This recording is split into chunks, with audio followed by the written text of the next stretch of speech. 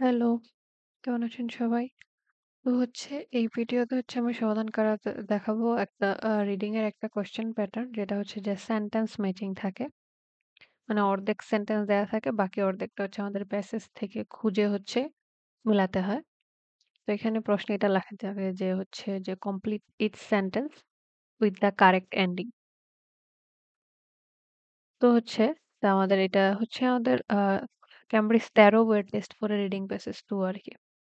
তো আমাদের প্রশ্ন এইটুক দেয়া আছে আরকি যে nutrients content in the unused parts of harvested crops. যে শস্যগুলো উৎপাদন করা হয় সেটাতে যে অংশটা অব্যবহৃত থাকে সেখানে যে পুষ্টিগুণটা থাকে সেটার কি হয়? তো বাকি অংশটা আমাদের ম্যাচ করতে হবে। তো যে এই প্যারাগ্রাফটা থেকে সেটা কিভাবে আনছে আমি যে সেইটা দেখাবো আরকি। এখানে আমি সাথে রাখছি এজন্য আরকি যে শুধুমাত্র দেখানোর জন্য যে কিভাবে সেন্টেন্স মানে ওরা প্যারাফ্রেজিং যেটাকে বলে সেটা করে। এখানে আমাদের যেহেতু লেখা আছে যে হ্যাঁ, nutrients content in the unused part of the harvested crops. যে পুষ্টিগুণ যেটা থাকে অব্যবহৃত অংশে সেটা আসলে কি হয়? এটা এখান থেকে নিয়ে আসে যে নিউট্রিয়েন্টস তো চেঞ্জ করে নাই।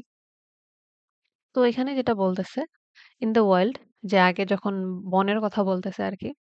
When plants grow, they remove the nutrients from the soil. এটা কি মাটি থেকে যে মানে ফসল যখন উৎপন্ন হতো সেটা মাটি থেকে যে পুষ্টিটা সেটা নিয়ে নিত। But when the plants die মানে গাছটা যখন আবার মরে যেত and decay মানে ক্ষয় হওয়া আরকি পচে যাওয়া বলতেছে। These nutrients are returned directly to the soil. তখন কি মাটিতে এটা সরাসরি আসলে ফিরে আসে। কিন্তু humans tend not to return unused part যে মানুষ যারা আছে সেটা কি ফেরত দেয় না। কারণ আমরা কি করি? যে আসলে ব্যবহার করি না যে একটা ফসল লাগালে সেটা আমরা খেয়ে ফেলি যেটাকে বলি। তো বলতেছে এই যে unused part কিন্তু আছে। যে human tend not to return unused parts of the harvested crops এই যে unused parts of harvested crops এখানেও সেটা আছে।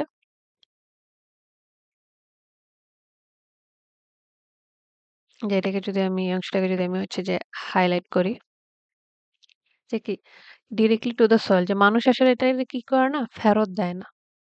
সয়েল টু এনরিচ ইট যেটা কি করার জন্য। তো এইটুকু দেয়া আছে আর আমাদের প্রশ্নে অপশনের মধ্যে এটা দেয়া ছিল।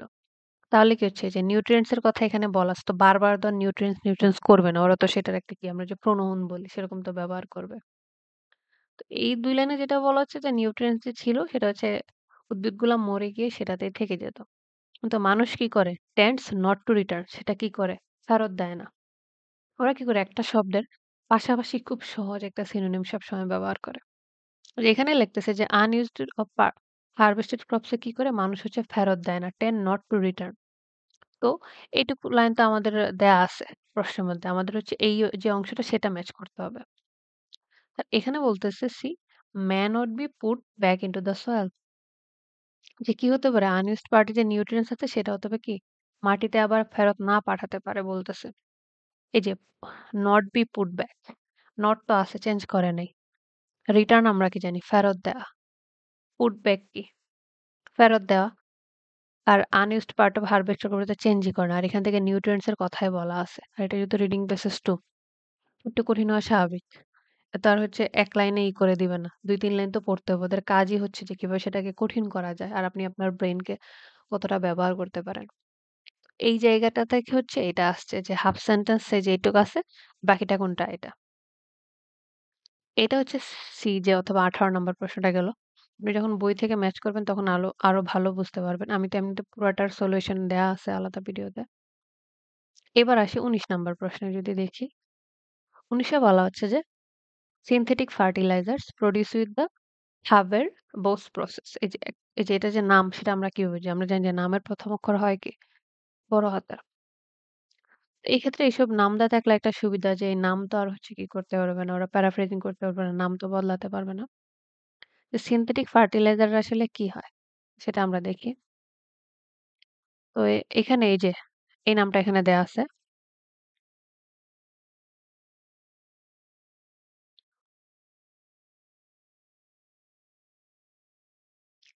এই যে এটা এই প্রসেসের নাম দেয়া আছে।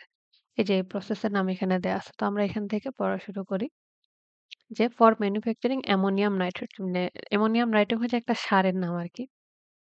ফার্মার্স হ্যাভ বিন পুটিং দিন synthetic fertiliser on their fields ever since. মানে তারপর থেকে হচ্ছে এই যে কৃত্রিম যে সারটা সেটা হচ্ছে কৃষকরা মাটিতে ব্যবহার করতেছে।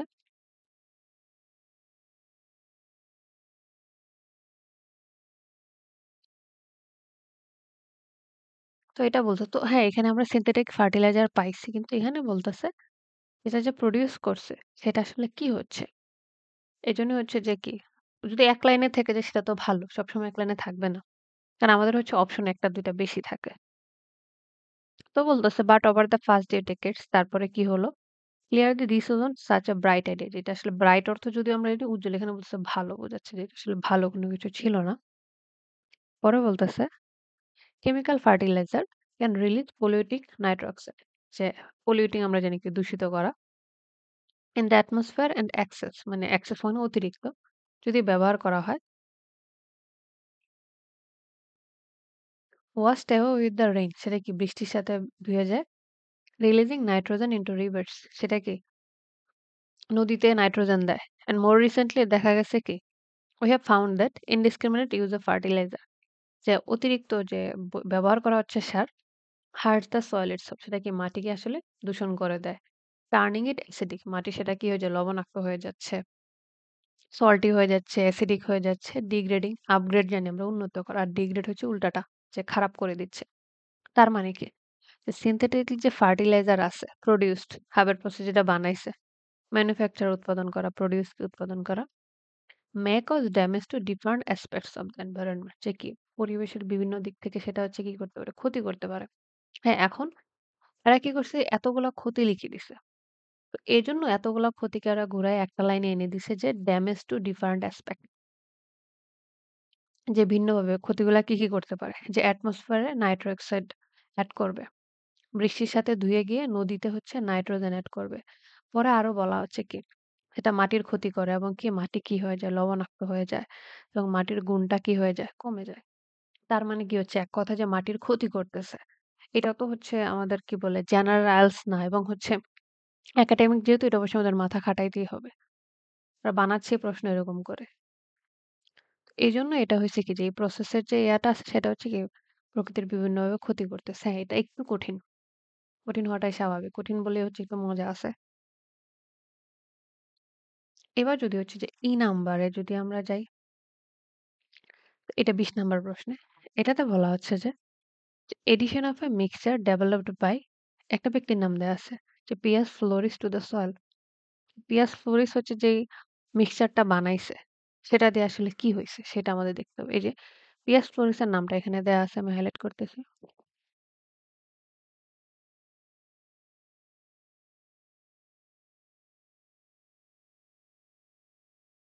এটা দেয়া আছে। তাই এখান থেকে আসছে। আর আমরা এটা একটা হচ্ছে কি ওরা হচ্ছে সিরিয়াল মেইনটেইন করে। তো মানে উনি যে এটা ডেভেলপ করছে সেটা আসলে কি করছে সেটা আমাদের দেখতে হবে। Stout running a tree care business সে নেদারল্যান্ডে একটা ব্যবসা শুরু করছিল and now advises some of the world's top soil scientists সে এমনকি পৃথিবীর বড় বড় হচ্ছে বিজ্ঞানীদেরকে পরামর্শ দেয় to realize that ensure trees forest was to take care of the soil যে মাটির যত্ন নিতে হবে আর তখন আসতেছে যে developed cocktail of beneficial bacteria একটা ব্যাকটেরিয়া সে কি করছে ডেভেলপ করছে সেটাতে কি কি আছে লেখা আছে পরে বলতেছে ইউনিভার্সিটির নাম দেয়া আছে এখানে যেহেতু ইউনিভার্সিটির নাম দেয় না আমি নামটা পড়তেছি না আমাদের সময় বাঁচাতে হবে যে recently use this cocktail on soil এটা মাটিতে ব্যবহার করা হয়েছে কোন মাটিতে destroyed by the years of fertiliser over use মানে যেই মাটিতে সার অতিরিক্ত ব্যবহার কারণে সেটা নষ্ট হয়ে গেছিল when they applied ফ্লোরিস মিক্স এই যে এখানে লেখা আছে মিক্স এখানে লেখা আছে কি মিক্সচার এটা যখন ব্যবহার করা হয়েছে কোথায় যে ডেজার্ট লাইক টেস্ট মানে মরুভূমির মতো মাটিতে a good crop of plants emerged সেখান থেকে কি শস্য ভালো আসছে or not just healthy সেটা শুধু স্বাস্থ্যকর ছিল এরকম না but had root strong enough এবং সেটার যে মূলটা ছিল সেটা অনেক বেশি শক্তিশালী ছিল পিয়ার্স ডার্ট মানে পিয়ার্স মানে হচ্ছে ছিদ্র করা অ্যাজ রক এবং কি অনেক শক্ত মানে পাথরের মতো শক্ত ডার্ট হচ্ছে কি সেটা ছিদ্র করতে পারতেছিল তারপর বলতেছে the few plants that grew in the control plots আর কন্ট্রোল প্লটসে যেগুলো হচ্ছে জন্ম নিছে দ্যাট ইজ ট্রেডিশনাল ফার্টিলাইজার মানে আগে যে সার ব্যবহার করা হতো ট্রেডিশনাল আর স্মল অ্যান্ড উইক সেগুলা কি ছিল ছোট এবং দুর্বল ছিল তার মানে এখানে কি বলতেছে যে তার যে মিক্সচারটা ব্যবহার করছে সেটাতে গাছ কি হচ্ছে? হেলদি হচ্ছে এবং এটার যে রুট ছিল, মূলটা কি ছিল? স্ট্রং এনাফ, শক্তিশালী ছিল যথেষ্ট। তাহলে এখানে বলতেছে যে may improve the number and quality of plants growing there. সেটা কি করতে পারে? যেই প্ল্যান্টস গুলো জন্ম নিচ্ছে সেটার কি হতে পারে? কোয়ালিটিটা কি করতে পারে এবং নাম্বারটা ইমপ্রুভ অথবা উন্নত ভালো করতে পারে। এখানে কিন্তু ঠিক সেটাই বলতেছে যে গাছগুলা যেগুলো হবে, প্ল্যান্টস গুলা সেগুলা কি হবে? হেলদি হবে আর হচ্ছে কি অনেক শক্তিশালী হবে। সেটা বলছে। তো ওইটাই বুঝাচ্ছে আরকি যে এটা কি তাহলে কোয়ালিটি ডেভেলপ করতেছে। হুবহু কথা তো জীবনে থাকতে পারে না। কিন্তু ঘুরায় পেঁচায় থাকবে কিন্তু অর্থটা একই থাকবে। প্যারাগ্রাফের বাইরে থেকে প্যাসেজের বাইরে থেকে কোনো কিছু আসবে না। সেই কারণে এটা হচ্ছে যে আনসার এইটা। তারপরে লাস্টেরটা যেটা আছে ৪ টা প্রশ্ন ছিল এই সেন্টেন্স ম্যাচিং এর। এবার এটা আসি। আমি সবসময় প্রশ্ন আগে দেখি। তো এই যে এখানে বলতেছে যে the idea of zero net soil degradation. যেখানে বলতো না এটা কেন ইতে দেখা হয়নি। কারণ এই জিরো নেট সয়েল ডিগ্রেডেশন কিন্তু ওখানে ছিল না। এখানে আছে। তার মানে এই জিরো নেট সয়েল ডিগ্রেডেশন যেহেতু একটা দেয়া আছে এটা একটি নামেরই মতো আমরা এখানে পাবো।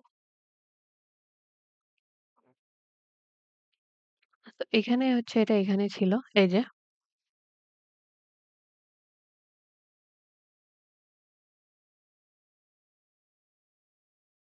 এই যে এটা। এখানে বলতেছে যে এই আইডিয়া তার মানে এই আইডিয়া নিয়ে আসলে কি হইছে? এখানে সয়েল দেয়া আছে, এখানে ল্যান্ড দেয়া আছে আরকি ভূমি, মাটি একই কথা। এটা আসলে কি করতে পারে? তো বলতেছে এখানে যদি আমরা দেখি, এখান থেকে আমরা আগে থেকে পড়া শুরু করি যে, এটা প্রস্তাব করা হইছে। এটার নাম হচ্ছে zero net soil land degradation বলতেছে। পরে বলতেছে লাইক দ্য আইডিয়া কার্বন নিউট্রালিটির মতো it is an easily understood target. যেটা সহজ এক target. Help shape expectation and encourage action. সেটা দিয়ে কি আমাদের ভালো কাজকে উদ্বুদ্ধ করা যেতে পারে সেটা বলতেছে। তারপর বলতেছে যে এখন এখান থেকে বলছি এখানে আমাদের যে আমরা তো হচ্ছে প্রশ্নটা করবো তারপর অপশন গুলা দেখবো। এই যে এখানে মে হেল্প কারণ এর আগে ৩ টা হয়ে গেছে অনেক অপশন কমে গেছে। মানে ১ম দিকে পেতে একটু কষ্ট হয়। পেয়ে গেলে পরের দিকে একটু ইজি হয়ে যায়। যে ওই অপশন গুলো তো হয়ে গেছে ওগুলো আমরা ২য় বার দেখব না। তিনি বলছে যে this is only a first step. We need ways of presenting the problem that bring it home to governments. যেটার জন্য কি সরকারের আসলে সুবিধা হবে ওয়াইডার পাবলিক এবং জনগণের জন্য। এটা একজন ব্যক্তি বলতেছে। সেই এত বড় একটা কানাডার একটা অর্গানাইজেশনের যে কি বলতে পারে অথরিটি। তো বলতেছে most scientist don't speak language. যে বিজ্ঞানীরা সেই ভাষায় কথা বলে না that policy maker can understand. যেটা হচ্ছে যারা নিয়ম নীতি বানায় এখানে যদি আমরা মন্ত্রী এমপি বলি সেটা ঠিক আছে। যে তারা বুঝতে পারেন ভাইস ভার্সা অথবা পলিসি মেকাররা যে ভাষায় কথা বলে সেটা হয়তো বিজ্ঞানীরা বুঝতে পারে না। তো চাসেক অ্যান্ড হার কলিগস হচ্ছে একটা গোল বের করছে সেটার নাম হচ্ছে এটা। And like the idea of যে ওই আইডিয়ার মতো এটা কি হতে পারে ইজিলি আন্ডারস্ট্যান্ড টার্গেট হতে পারে। এটা খুব সহজে বোঝা যেতে পারে। তার মানে এই কাজটা কাদের জন্য করা হচ্ছে? এখান থেকে বলেই দিছে যে শুরু থেকে যে সরকারের এর জন্য।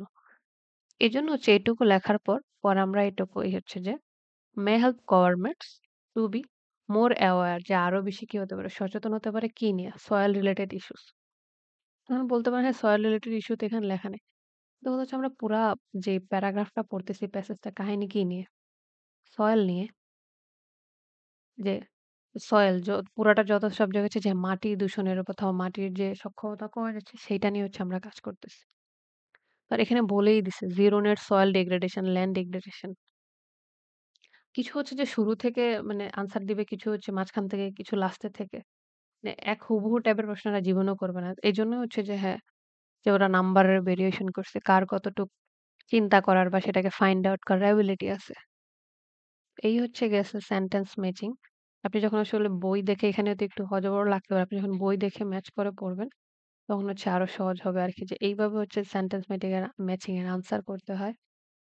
Not easy, but if you try more and more and practice more, it will be easy. So that's it. Thank you.